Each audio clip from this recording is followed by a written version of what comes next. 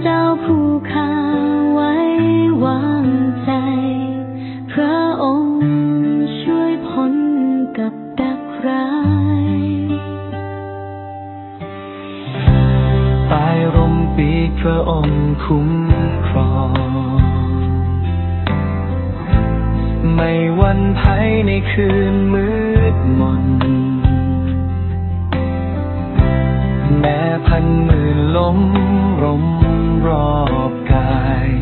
พระองค์ยังทรงปกป้องข้าพระองค์คือที่ลี้ภัยของข้าองค์ผู้สูงสุดที่ข้าพึ่งพาเมื่อข้าร้องเรียกพระองค์ทรงตอบอยู่เคียงข้างข้าในวันลำบาก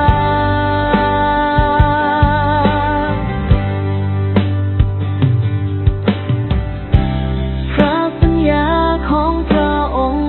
มั่นคงความรักพระองค์ไม่เปลี่ยนไปพระองค์ช่วยกู้และทรง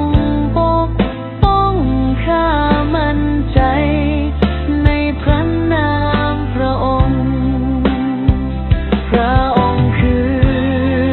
ที่ลี้ภัยของข้าองค์ผู้สูงสุดที่ข้าพึ่งพา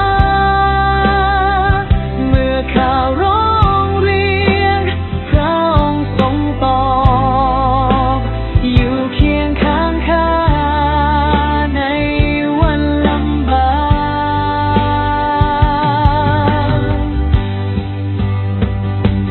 พระองค์จะอยู่กับข้าเสมอทรงช่วยและให้เกียรติข้าชีวิตยืนยาวในพระหัตถ์ข้าเห็นความรอดของพระองค์พระองค์คือที่ลี้ภัยของข้าองค์ผู้สูง